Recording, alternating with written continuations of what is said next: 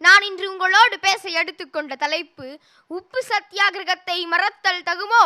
அந்நியர்களை விரட்ட அண்ணல் மேற்கொண்ட தண்டி யாத்திரை. அண்ணல் நடந்த திசைகளெங்கும் அகிம்சை நடந்தது. உப்பு வரியை தப்பு வரியாக விதித்த ஆங்கிலேயர்களுக்கு எதிரான போராட்டம். 1930ஆம் ஆண்டு இந்தியா முழுவதும் உள்ள மக்கள் ஆங்கில ஆட்சிக்கு எதிராக உள்ளுக்குள் பொறுமிக் கொண்டே இருந்தனர். அந்த நிலைமையில் காந்திக்கு கிடைத்த ஒரே ஆயுதம் உப்பு.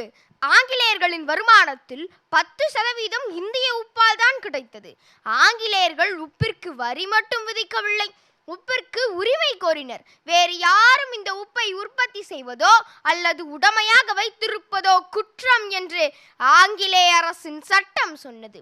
மனிதர்களுக்கு காற்று, நெருப்பு, நீருக்கு அடுத்தபடியாக மிகவும் முக்கியமான ஒன்று உப்பு என்று கருதிய காந்தியடிகள் அந்த உப்பு ஒவ்வொரு ஏழை இந்தியனின் சுதந்திர உரிமையாக இருக்க வேண்டும் என்று எண்ணினார். அதற்காகத்தான் மார்ச் 12 குஜராத்திலிருந்து 78 பேருடன் தொடங்கிய பயணம் ஏப்ரல் 6 1930ஆம் ஆண்டு தண்டியின் கடற்கரையை காந்தி வந்தடைந்தார்.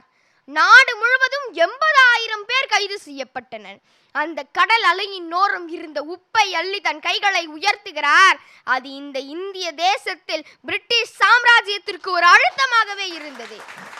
அந்த ஒப்பில்லாத சமுதாயத்திற்கு சரித்திர சாட்சியாக உப்பு சத்தியாகிரகத்தை தான் சொல்ல முடியும். இதனை நேரடியாக கண்ட அமெரிக்க பத்திரிகையாளர் வெப்மில்லர் எழுதியதை படித்தால் இன்றும் உப்பு உறையும். குஜராத்தில் உள்ள தர்ஷனா தொழிற்சாலையை நோக்கி சென்றார்கள். அங்கு தயாரிக்கப்படும் உப்பை கைப்பற்றுவதுதான் திட்டம். அங்கு பேரணி நடத்தினார்கள். உப்பு ஆலையை நோக்கி முன்னேறி கொண்டிருக்கிற சத்தியாகிரகிகளின் தலையில் லத்தியால் அடிக்கிறார்கள். மண்டை உடைந்தது, ரத்தம் தெறித்தது. ஒருவராக அப்படியே கீழே சரிகிறார்கள். அடுத்து வர வரிசைக்கும் தெரியும் அவர்கள் அடிக்கப்படுவார்கள் என்று. ஆனால் ஒருவர் கூட அந்த அடியை தடுக்கவில்லை. இப்படி அடிக்க அடிக்க மக்கள் அமைதியாய் திரண்ட தைரியத்தை கண்டு இந்த உலகமே வியந்து போய் நின்றது. உலகத்தினரின் கண்முன்னே தன் தார்மீகத்தை இழந்து நின்றது பிரிட்டன்.